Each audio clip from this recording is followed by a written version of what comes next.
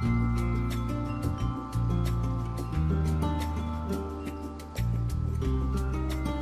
morning, everyone. This morning's Cool House is right in the heart of Phoenix. This is Carolyn Greenberg. Carolyn, thank you for inviting us in. Well, thanks for coming over. Yeah, this is a beautiful home. Tell us about it. So this home is an adobe home that was built in 1922.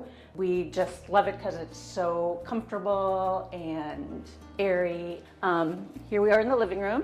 You did a lot of renovations to this home when you guys first purchased it. We did. It was. It had been empty for 4.5 years when we bought it, and so we gutted it. We took everything down basically to the studs, which is hard to do in an adobe house.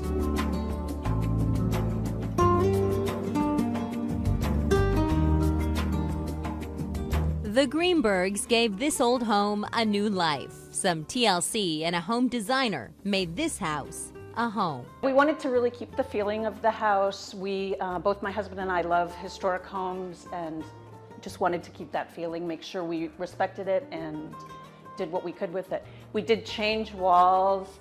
The ceiling is original. We just painted it. It had been white with dark beams, and we just really liked the black and white contrast. Throughout the home, you see we did the windows in black. Our designer, Georgia Bates, came up with that theme throughout the house, and we just really love the way it makes everything stand out.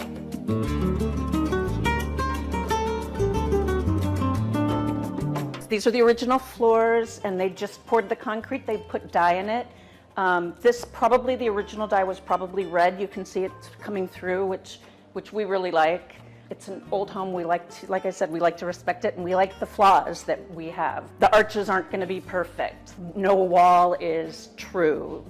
So when people come hang things for us, it's always an adventure. Something new at every corner. This was the original kitchen. Yeah, the original kitchen by our standards was really, really small. Then our designer really worked with us to come up with this kind of industrial space in the historic home. So the open ceilings with all the pipe work showing. The fireplace is gorgeous. Isn't that great? It's rolled steel. That was, Georgia did a lot of work with local craftsmen getting things done. For me, it was really intimidating working with a designer. I don't know if you've ever done it, but it's a totally personal experience. And so she was able to find great craftsmen to do a lot of the work.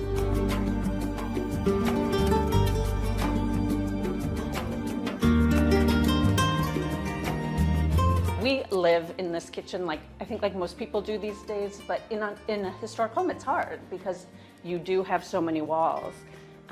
So yeah, we live in here. We did a birthday party for a friend with 125 guests, and pretty much just in the front yard.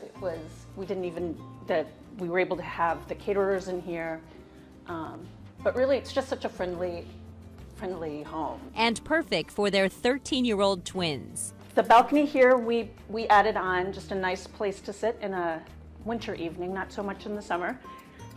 We've got the floating closet back here, which is just a nice way to break up the space of the room.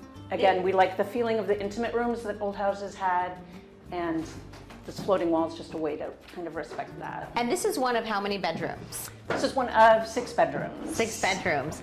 A lot of interesting mixes in your bedrooms as well. You have a Jack and Jill. Tell me about that. So we have 13-year-old twins, and they share one of the bathrooms, not always peacefully. There is another room they share, which is nice. It has its own entrance, and right now the kids are using it for their teenager space.